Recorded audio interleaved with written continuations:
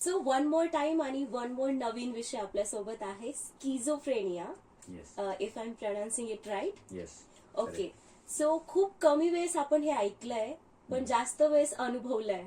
आपल्या आजूबाजूला खूपदा असे केसेस आलेले पण आपल्याला माहित नसतं की हे एक्झॅक्टली आहे काय. तर hello, welcome on MGM 90.8 FM. This is RJ Manisha with you.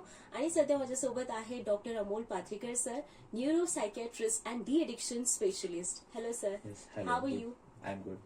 Well, so आजचा जो सब्जेक्ट आहे आपला त्याच्याबद्दल मला तुमच्याकडून जाणून घ्यायचंय की स्किझोफ्रेनिया म्हणजे एक्झॅक्टली काय आहे.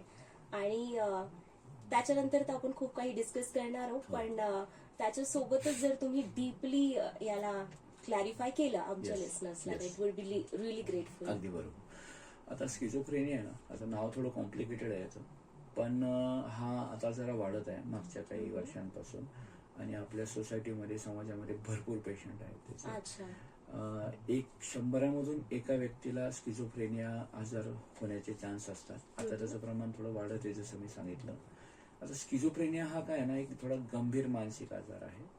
याच्यामध्ये काय लक्षणं असतात की जसं संशय येणं, भास होणं, भीती वाटणं, चिडचिडेपणा, झोप न येणं, अच्छा. आणि त्याच्यामध्ये डिसिजन मेकिंग नाही होत पेशंटकडून. त्याला जजमेंट येत नाही, सोशल जजमेंट येत नाही, त्याला कळत नाहीत काही गोष्टी, चांगलं वाईट त्याला कळत नाही. याच्यामध्ये काय होतं की याचं मेन त्याचं लक्षण जसं मी सांगितलं संशय येणं.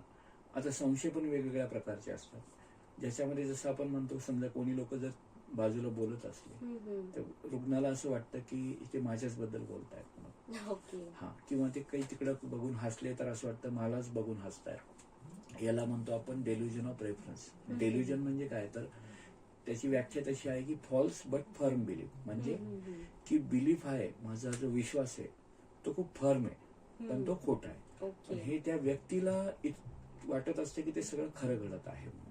पण तसं नसताना सुद्धा म्हणजे त्याला वाटतं की हे असंच आहे. आणि ते खूप ठाम असतात. मी म्हणलं जसं की फॉल्स आहे बट फर्म आहे, ते खूप फर्म असतात. त्याला आपण म्हणतो डेल्युजन नाव. ओके. डेल्युजन ऑफ रेफरन्स म्हणजे काय, त्याच्यामध्ये जसं लोक माझ्याबद्दल बोलतायत, मलाच बघून हसतात, मला टॉन्ट मारतात असं वाटतं. ओके. दुसरं असं डेल्युजन ऑफ परसिक्युशन. याच्यामध्ये असं वाटत असतं की आजूबाजूचे लोक माझ्या विरोधात कारस्थान करतायत, काहीतरी कट रचतायत, किंवा त्याला इथपर्यंत पण वाटतं की कोणीतरी मला मारायला येणार आहे, लोक बाहेर आलेले आहेत. मग त्यामध्ये काय करतो, रुग्ण घराबाहेर निघत नाही, लपून बसतो, दरवाजे खिडक्या बंद करतो. ओके. इव्हन त्याला असे वाटते की त्याच्यावर कोणीतरी नजर ठेवली आहे, म्हणजे त्याला असं वाटतं घरात कोणीतरी कॅमेरे लावलेले आहेत, किंवा रस्त्याने चालताना त्याला वाटतं कोणीतरी पाठलाग करतोय. तर त्याच्यामध्ये सतत मनामध्ये भीती असते. त्याला सतत त्याला वाटत असतं की कोणीतरी त्याला मारणार आहे, त्याला किंवा त्याच्या फॅमिलीला मारणार आहे. मग बाहेर कोणी लोक दिसले जरी, समजा काही व्यक्ती, तरी त्याला वाटतं की ते माझ्यासाठी आलेले आहेत. ते खिडकीतून लपून बघतात किंवा आपल्या नातेवाईकांना सांगतात की नाही नाही ते लोक आलेत बाहेर. नातेवाईक त्यांना समजून सांगतात की असं काही नाही आहे, पण तरी त्या व्यक्तीला वाटतं नाही हे माझ्या मागच लागलेले आहेत, मला मारायला आलेले आहेत. तर याला म्हणतो आपण डेल्युजन ऑफ परसिक्युशन. ओके.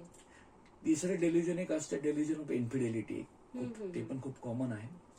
आणि त्याच्यामध्ये काय असतो, आपले जो लाईफ पार्टनर आहे, म्हणजे आपला नवरा किंवा बायको, त्याच्यावर संशय येतो. म्हणजे एखाद्या माणसाला विनाकारण वाटत असतं की त्याची जी बायको आहे ती दुसऱ्या कोणाला बोलते किंवा दुसऱ्या कोणासोबत संबंध आहेत, म्हणून तो सारखं तिचा फोन चेक करतो, तिच्यावर सारखं लक्ष ठेवतो, तिला घराबाहेर जाऊ देत नाही, किंवा तिच्या मागं जाणार कुठे गेली तरी, मारहाण करणार. समजा आता ती तिचं काम करत जरी असली तरी त्याला वाटते की तू, किंवा ती बाहेर भाजीपाला आणायला गेली, छोट्या छोट्या गोष्टी जरी केली तरी त्या रुग्णाला वाटते की नाही ती ते भाजीपाल्याशीच का बोलली, तिलाच का बघितलं, ते लोक तुला बघताय, तू त्यांना बघून हसती, असे त्याच्यामध्ये अतिशय बिकट संशय असतो. आणि त्या संशयातून आहे ना गंभीर म्हणजे त्याच्यामध्ये गुन्हे पण होतात. मी आपण पाहिलं जसं मारहाण होती, ते सतत संशय असतात. आपल्या वाईफला ते मारायचा प्रयत्न करतात. आणि सेम संशय जसं आता स्त्रीमध्ये जर हा आजार असेल तर तिला तसं मग नवऱ्याबद्दल तसा संशय येतो. मग ते नवऱ्या बाहेर गेला तर त्याला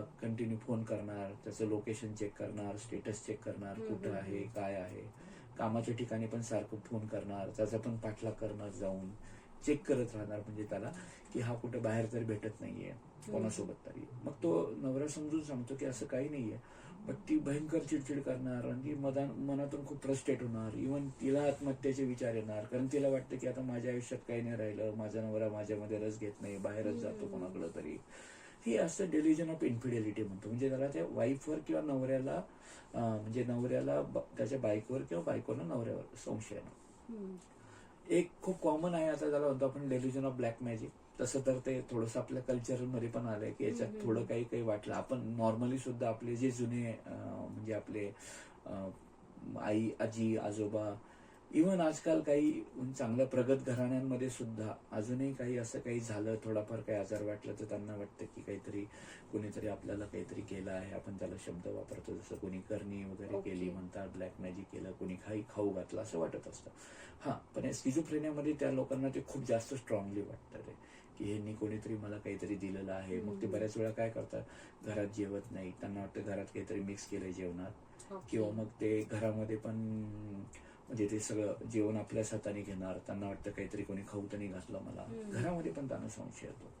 सो याला आपण संशय स्वभाव म्हणतो. हे वेगवेगळ्या प्रकारचे संशय असतात. दुसरं लक्षण त्याच्यामध्ये आहे भास होणं. भास होणं म्हणजे काय की कोणी नाही जरी बोललं, त्याची वेगळे प्रकार आहे. जसे आपले 5 ज्ञानेंद्रिय ना, तर प्रत्येक ज्ञानेंद्रियाचे 5 सेन्स ऑर्गन, जसं आपलं कान, डोळे, नाक, माझे जीभ आणि त्वचा. प्रत्येक ठिकाणी त्याला थोडा थोडा भास होतो. म्हणजे स्पेशली कॉमन असतो कानामधला आवाज येणं. म्हणजे कोणी नाही जरी बोललं तरी व्यक्तीला कानामध्ये आवाज येतात आणि त्याला वाटतं कोणीतरी बोलतोय. मग तो सांगतो पण की मला बाहेरून कोणीतरी आवाज देत आहे, कोणीतरी मला बोलत आहे, ते लोक मला आवाज देतात. मग ते नातेवाईकांना सांगतात पण की ते लोक बाहेर आलेत, मला बोलवलंय, त्यांना आवाज येत असतात. मग साहजिक आहे, कोणी समोर दिसत नाही आणि तरी पण कोणीतरी बोलतंय, म्हणजे त्याला पहिलं काय वाटणार की कोणीतरी माझा काहीतरी वाईट केलंय किंवा माझ्या मागं भूत लागलं. दुसरं असं डोळ्याचा भास, की समोर कोणी व्यक्ती नाहीये तरी पण त्याला वाटतं कोणीतरी उभं आहे म्हणून. त्याला असं वाटतं की समोर काहीतरी आहे. तो म्हणतो ते बघ तिथं समोर कोणीतरी 4 लोक उभे आहेत, ते मला मारतील, ते बघा ते दिसत आहेत. मग घरचे सांगतात त्याला कोणी नाहीये समोर, पण त्याला वाटतं ते दिसत आहेत म्हणून ते. तर हा डोळ्याचा भास झाला. मग बाकी तिसरे भास तो बाकीचे थोडे कमी आहेत. म्हणजे कोणाला वास नसताना सुद्धा एखाद्याला वाटतं घाण वास येतोय, किंवा कोणीतरी तो सतत संशय करतो, शेजाऱ्यांशी भांडण करतो की हे काहीतरी रोज घाणेरडं काहीतरी तळतात, शिजवतात, त्याचा वास येतो. पण तसं काही नसतं त्याला. एक असतो जिभेचा, तो म्हणजे काही टेस्ट जरी त्याला म्हणजे नाही जरी वाटली, काही म्हणजे तिखट गोड जरी नसलं तरी त्याला उमजत नाही, त्याला वाटतं ही तिखटच आहे, गोड आहे, पण हे रेअर आहे. आणि त्वचा म्हणजे त्याला वाटतं स्किनवरती काही माझे किडे आहेत किंवा काहीतरी मला झालेलं आहे, स्किनवरती काही किडे रेंगतात, त्याला ते वाटतं. सो हे सगळे वेगळे भास आहेत. मेनली कॉमन आहे कानाचा ऐकण्याचा भास आणि दिसण्याचा भास. तर मेनली त्याचं कारण हे या सर्व गोष्टीमुळे त्याला मेन त्याचं संशय आणि भास यामुळे तो खूपच म्हणजे सतत भीतीमध्ये राहतो, सतत दबावामध्ये राहतो, सतत घाबरत राहतो आणि चिडचिडपणा राहतो. मग घराच्या बाहेर नाही निघणं, पळून जाणं, लपून जाणं, अशा गोष्टी होतात. All right. मग या स्क्रिझोफेनियामध्ये यामागे एक्झॅक्टली कारण काय असतं, किंवा याच्यामध्ये पण काही अनुवांशिक कारणे असू शकतात? हो, स्किझोफ्रेनियाच्या कारणांमध्ये पहिलं कारण आपण म्हणू जसं स्ट्रेस. म्हणजे खूप अतिताण वाढला, स्ट्रेस वाढला, टेन्शन वाढलं, दडपण वाढलं. त्यामुळं एक्सेसिव्ह स्ट्रेस लाईफमध्ये काहीतरी घडलं खूपच महत्वाचं त्याच्यानंतर, किंवा स्ट्रेस असा खूप मोठा नाहीये पण माझा स्वभाव आहे पहिल्यापासून थोडासा ताण घेण्याचा, टेन्शन घेण्याचा, दडपण घेण्याचा, एखादा खूप हळवा असतो. आणि युजली काय होतं, जे 16 ते 20 वर्ष वयोगटामध्ये किंवा 14, 15 ते 20 वर्ष वयोगटामध्ये थोडे आपल्यामध्ये प्रत्येकामध्ये शारीरिक आणि मानसिक बदल होत असतात. त्या फेजमध्ये जर एक्सेसिव्ह स्ट्रेस वाढला, ताण वाढला, टेन्शन वाढलं, तर मग ते आपल्या मेंदू मधलं रसायन थोडंसं वाढतं. याच्यासाठी डोपामिन नावाचं एक रसायन आहे, ते रिस्पॉन्सिबल आहे. डोपामिन जर गरजेपेक्षा जास्त वाढायला लागलं तर मग त्याला संशयभास होतात. तर हे डोपामिन स्ट्रेसमुळे वाढतं, ताणतणावामुळे वाढतं, स्ट्रेसफुल पर्सनॅलिटीमुळे वाढतं.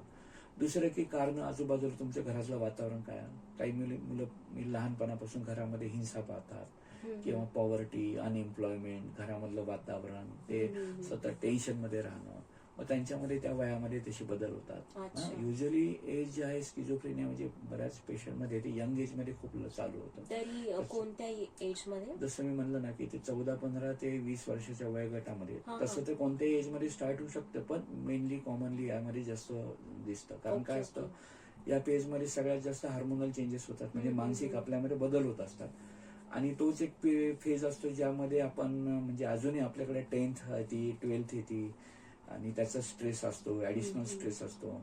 परत मी जसं म्हणलं की घरामध्ये वातावरण असतं, एखादा घरामध्ये व्यसनी वडील असतात किंवा घरामध्ये सतत भांडणं होत असतात, हिंसा खूप असते, ह्या सर्व गोष्टींचा त्यावर परिणाम होतो. वुमेन्स आणि मेन्सला कम्पेअर केलं तर कुणामध्ये जास्त? आयडियली इक्वलीच आहे मेल फिमेल मध्ये. फक्त आता फिमेल मध्ये त्याचं आणखीन एक कारण म्हणजे की डिलिव्हरी नंतर चेंजेस होतात. अच्छा. पोस्टपार्टम म्हणतो आपण त्याला, सायकोसिस. डिलिव्हरी झाल्याच्या नंतर सुद्धा हे बदल होतात, त्याच्यामध्ये पण हे रसायन वाढतं डोपामिन, आणि त्याच्यामुळे मग त्या स्त्रीला आहे ना भास होणं खूप कॉमन आहे. आणि त्याच्या डिलिव्हरीमध्ये स्त्रियांमध्ये आणखीन एक काय होतं की तसंही डिलिव्हरी झाल्यावर आहे ना बाळ लहान असतं, त्याला फिडिंग करावं लागतं, त्याला सारखं सारखं उठावं लागतं, त्यामुळे रात्री झोप होत नाही. आपल्याकडे अजूनही थोडी प्रथा असते की आपण थोडे 40 दिवस गरोदर स्त्रीला घराच्या बाहेर जाऊ देत नाही. तिला ते घरामध्ये सनलाईट भेटत नाही, ती घराच्या बाहेर निघत नाही, आणि त्याच्यामुळे पण तसं ते मध्ये एकाच ठिकाणी राहून आणि ते पण रात्री झोप न होणं, ते पण थोडीशी कारणं असतात. तर स्त्रियांमध्ये पोस्टपार्टम म्हणजे डिलिव्हरी नंतर चेंजेस होणं हे पण खूप कॉमन आहे, म्हणजे आजकाल बऱ्याच स्त्रियांना ते जाणवतं. तिसरं कारण जसं म्हणलं व्यसन. व्यसन म्हणजे स्पेशली आता आपल्याकडे तर पुरुषांमध्ये जास्त प्रमाण आहे, पण स्त्रियांमध्ये पण थोडं वाढत आहे. पण व्यसनमध्ये जसं अल्कोहोलचं प्रमाण खूप जास्त आहे, त्याच्यामध्ये पण त्याच्याने मानसिक आजार वाढायची शक्यता भरपूर आहे. काही लोक गांजा वगैरे घेतात, बरेचसे लोक, त्याच्यामध्ये पण मानसिक आजार म्हणजे हा स्किझोफ्रेनिया नावाचा आजार होण्याचं खूप खूप कॉमन आहे. इव्हन असं आहे की व्यसनामुळे होणारा आणि ताणतणावामुळे होणारा आजारामध्ये असं पाहिलं की व्यसनामुळं मेंदूमध्ये खूप जास्त बदल घडतात, त्याच्यामुळे तो आजार थोडा जास्त सिरियस होतो रॅदर दॅन टेन्शन स्ट्रेसमुळे. ओके. सो हे तर कारण आहे. आणि तुम्ही जसं विचारलं अनुवंशिकता आहे का, तर आपल्या आता दुर्दैवाने खरंच अनुवंशिकता महत्वाचा भाग आहे या आजारामध्ये. आई वडिलांना कोणापैकी एकाला मानसिक आजार असेल तर त्यांच्या अपत्यांना होण्याचा चान्स असतो. म्हणजे फर्स्ट डिग्री रिलेटिव्ह घरामध्ये आपण म्हणून कधी पण स्किझोफ्रेनिया सारखी लक्षणं वाटले तर डॉक्टरांना त्याच्या नातेवाईकांना ती हिस्ट्री विचारावंच लागते की घरामध्ये कधी कोणाला कुठला मानसिक आजार आहे का, तुमच्या नातेवाईकांमध्ये कोणाला आहे का, हे खूप कॉमन आहे. पण आणि अनुवंशिकता मध्ये काय आहे ना, त्याचं तरी 10 ते 15% त्याचं पर्सेंटेज असते की त्यांच्या अपत्यांना होण्याचा चान्स असतो. म्हणून आपण सांगतो की ज्या घरामध्ये ऑलरेडी मानसिक आजार आहे त्यांच्या मुलांमध्ये थोडं जास्त लक्ष द्यावं लागतं आपल्याला. ऑलराईट. मग या स्किझोफ्रेनियामध्ये मोस्टली सोसायटीने किंवा फॅमिलीने कसं सपोर्ट करायला पाहिजे पेशंटला?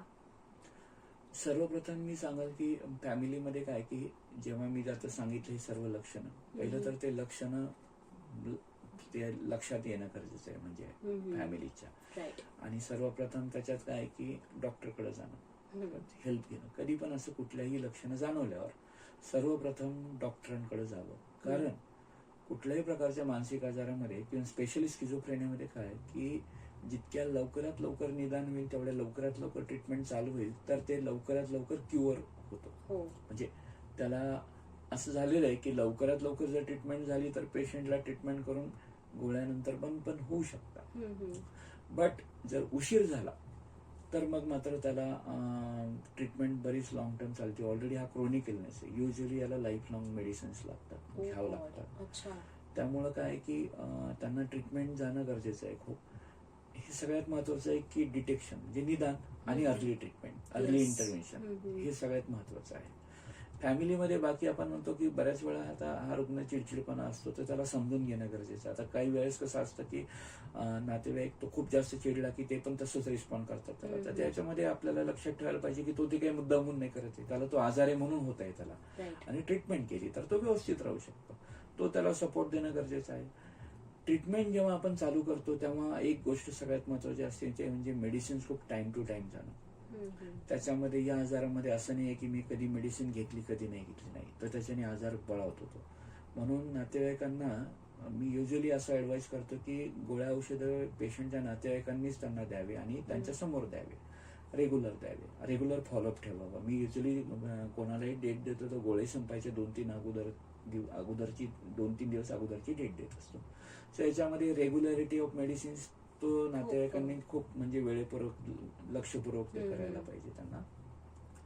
आजकाल काउन्सिलिंग आहेत, ग्रुप थेरपी Right. आहेत ना. तुम्ही स्किझोफ्रेनिया ग्रुप पण असतो, म्हणजे बऱ्याच वेळा सगळे स्किझोफ्रेनियाचे पेशंटचा पण एक ग्रुप आहे. ते अच्छा. एकमेकांना काउन्सिलिंग करतात, एकमेकांना मोटिवेट करतात. तर आपण अशा मीटिंग्स वगैरे मध्ये सहभाग घेऊ शकतो. सो ह्या सर्व गोष्टी जर केल्या तर स्किझोफ्रेनिया म्हणजे बऱ्यापैकी कंट्रोल राहू शकतो. आपण त्याला क्युअर नाही म्हणत, पण त्याला कंट्रोल राहू शकतो. ओके, सो मग हा 100% क्युअर होतो का? आणि त्यासोबत काउन्सिलिंग किती प्रतिशत हेल्प करते, किंवा मग औषधावरच डिपेंड व्हावं लागतं? हो, जसं मी सांगितलं की स्किझोफ्रेनिया एकदा जर झाला, याच्यात काय आहे ना की पहिल्या 6 महिन्यापेक्षा जर लक्षणं झाले तर आपण त्याला स्किझोफ्रेनियामध्ये तो कन्वर्ट होतो. ही लक्षणं मग त्याला मेडिसिन घ्यावंच लागतं. येस. अर्ली डिटेक्शन मध्ये जेवढ्या लवकरात लवकर आपण त्याला जर नीट केलं, पटकन असं 2-4 दिवसामध्ये लक्षणं आले, लगेच दवाखान्यात नेलं, ट्रीटमेंट चालू केली, गोळ्या औषधावरच फरक पडतो. पहिले 2-4 दिवसामध्ये जर पेशंटला नेलं तर 2-4 दिवसामध्ये लगेच गोळ्या औषध चालू केली तर फरक पडतो, आणि हळूहळू डॉक्टर गोळ्या कमी कमी करत बंद पण करू शकतात. ते अच्छा. उशीर झाला, लक्षणं लवकर लक्षात नाही आले, आणि मग ते 6 महिन्यापेक्षा जर जास्त झालं तर मग मात्र याला मेडिसिन घ्यावंच लागतं. तेव्हा गोळ्या औषधांचा रोल खूप महत्वाचा आहे. जे मी जसं सांगितलं, हे खूप जास्त रसायन वाढलं डोपामिन, तर ते कमी करणारे औषधं त्याला द्यावं लागतात. औषधं ते पण आजकाल काय खूप चांगले औषध आहेत. त्याचे पहिल्यासारखं नाही की त्याचे काही साईड इफेक्ट वगैरे असे काही खूप नाहीयेत. जसे शुगर, बीपीच्या, डायबिटीज, ब्लड प्रेशरचे गोळ्या असतात, तसं आपण त्या गोळ्या आपण घेतात तशाच प्रकारच्या गोळ्या असतात. ओके. गोळ्या लॉंग टर्म घेतल्या तर पेशंट एकदम नॉर्मल राहू शकतो. सो औषधोपचार खूप खूप महत्वाचा आहे एकदा तो आजार झाला तर. काउन्सिलिंग याच्यासाठी की त्याचा ट्रीटमेंटमध्ये रेग्युलरिटी राहणं, त्याला त्याचं महत्व पटणं की मला आजार आहे आणि मला ट्रीटमेंटची गरज आहे, त्याला आपण म्हणतो इन्साईट येणं. की त्या पेशंटला जर इन्साईट असली की मला हा झालेला आहे आणि मला मदतीची गरज आहे, आणि मी जर ट्रीटमेंट घेतली तर मी एकदम नॉर्मल राहू शकतो, हे त्याच्याबद्दल सगळ्यात महत्वाचं असतं काउन्सिलिंग करायला. ओके. मेन टाइम मग त्याच्या आयुष्यात जेव्हा जेव्हा स्ट्रेस येतो, टेन्शन येतो, तो आपण या सगळ्या गोष्टी करू शकतो. आणि जसं मी सांगितलं की अनुवंशिकता असेल तर त्या घरामध्ये त्यांनी जास्त लक्ष देण्यात यावं. गोळ्या औषधं काउन्सिलिंग सांगितलं मी. तर तिसरं जसं अजून एक प्रकार आहे की इलेक्ट्रोकन्व्हर्जिव्ह थेरपी, ज्याला आपण ECT म्हणतो, किंवा एकेकाळी त्याला शॉक थेरपी म्हणायचे. तर त्याच्यानी पण पेशंटमध्ये रिकव्हरी फास्ट होती, पेशंट लवकर चांगला होतो. त्याला आपण पेशंटला भूल देतो आणि पेशंटला कमीत कमी त्रास व्हावा किंवा त्रास होणे अशी ट्रीटमेंट करतो आपण. ती त्याच्यामध्ये युजली आजकाल पेशंटची ट्रीटमेंट पण खूप सोफिस्टिकेटेड झालेली आहे. त्याचे साईड इफेक्ट कमी आहेत आणि त्याचा परिणाम खूप चांगले आहेत. तर ह्या सगळे ट्रीटमेंट ऑप्शन असतात. तर ट्रीटमेंट जर आपण व्यवस्थित केली तर तो मी क्युअर होईल नाही सांगता येत, कारण जसं मी सांगितलं 6 महिन्यापेक्षा वेळ गेला तर गोळी खावं लागते. पण आमचे खूप सारे पेशंट आहेत ज्यांना हा आजार आहे, पण त्या आयुष्यामध्ये खूप चांगलं करतायत. म्हणजे तुम्हाला कोणाला लक्षात नाही येणार की हा काही रुग्ण आहे, स्किझोफ्रेनिया झालेला आहे, याला एवढा सिरियस आजार, कारण ते गोळी खूप व्यवस्थित घेतात. त्यांना त्याची इन्साईट असते, म्हणजे त्यांना त्याचं महत्व असतं की हो मला प्रॉब्लेम आहे, पण मी मेडिसिन खाल्ली तर एकदम नॉर्मल राहतो. म्हणजे त्याच्यामध्ये आता आमच्याकडं खूप चांगले चांगले पेशंट आहेत, म्हणजे इव्हन चांगले IAS ऑफिसर्स किंवा जज, कमिशनर ऑफ पोलीस, असे सुद्धा म्हणजे चांगल्या चांगल्या ठिकाणी एकदम मोठमोठ्या पदांवर असलेल्या व्यक्तींना सुद्धा हा आजार कधीतरी झालेला आहे, पण ते मेडिसिन खूप रेग्युलर खातात म्हणून ते खूप चांगलं करतात. All right. सो मग या रिलेटेड खूप काही मिथ सुद्धा आहे, तर त्याला आय होप की तुम्ही थोडं सॉल्व्ह करा आमच्यासोबत, आणि मेसेज काय देणार अशा रुग्णांना? येस, मी म्हणलं की याच्यात काय, जसं बऱ्याच वेळा लक्षणं मी जसं सांगितलं, याच्यात संशय येणं, भास होणं. आता जसं भास आला की त्यांना वाटतं की कोणीतरी बोलतंय, सांगतो पण की मला आवाज येतात, मला कोणतरी लोक दिसतात, मला समोर भास होतोय. तर आपल्याकडे अजूनही काय होतं की लोकांना वाटतं भूतबाधा वगैरे झाली, तर ते बऱ्याच वेळा की ते डॉक्टरकडे न जाता पहिले ते बाहेर त्याचा इलाज बघतात, म्हणजे एखाद्या बाबाकडं, बुवाकडं किंवा एखाद्या अशा ठिकाणी खूप जास्त घेऊन जातात. युजली काय होतं, ऍक्च्युली हा तर सायंटिफिक आहे, म्हणजे भास होणं हे तर सायन्स आहे. आणि ह्या आजारामध्ये काय होतं की हे सर्व लक्षणं झाल्यामुळं जेव्हा ते बाहेर घेऊन जातात एखाद्या म्हणजे बाहेरच्या नादाला लागतात की कुठल्या तरी म्हणजे देवदेवतांकडे जाणं ठीक आहे माझं सांगणं, पण तुम्ही ट्रीटमेंट पण करा. पण हे बाबा बुवांकडे जातात तिथं खूप वेळ जातो. जसं मी म्हणलं की जो मौल्यवान वेळ निघून जातो ज्याच्यामध्ये आपण ट्रीटमेंट करून पेशंटला खूप लवकर बरं करतो, तो Yes. टाइम खूप जातो. त्याच्याने मग नंतर काय होतं, जेव्हा आजार खूप वाढतो तेव्हाच ते डॉक्टरकडे येतात. मग त्यावेळेस कसं असतं, पेशंट स्टेबल होतो बट मग त्याला थोडा वेळ लागतो, गोळ्या पण त्याला बरेच दिवस म्हणजे त्याला खावंच लागतात. मग तर माझं असं म्हणणं आहे की सगळ्यांनाच की असं काही जरी झालं तर बाबा पहिले तुम्ही डॉक्टरकडे जावा. देवधर्म करणं ठीक आहे, तुम्ही देवाला जातो आपण सर्व प्रकारे म्हणजे देवधर्माला मानतो, पण त्या तुम्ही गोष्टी जरी केल्या पण ट्रीटमेंट नाही सोडायची. तुम्ही Yes. डॉक्टरांकडे जाणं, ट्रीटमेंट करणं गरजेचं आहे आणि लवकर ट्रीटमेंट केली तर लवकर बरे होतात. एक्झॅक्टली. हो. Yes, thank you so much sir. Yes. कारण खूप जणांना आय थिंक ही प्रॉब्लेम असेल पण येस आणि ते समोर येत नसेल, येस किंवा तुम्ही जसं सांगितलं बाबा बुवांकडेही जात असेल. हो सो आय होप ऐकल्यानंतर लोकांना थोडंसं क्लिअर होईल idea. And thank you so much for your Yes. great information. Yes. And Thank you you so guys much. stay tuned to MG 90.8 FM. साथ है तो बात है.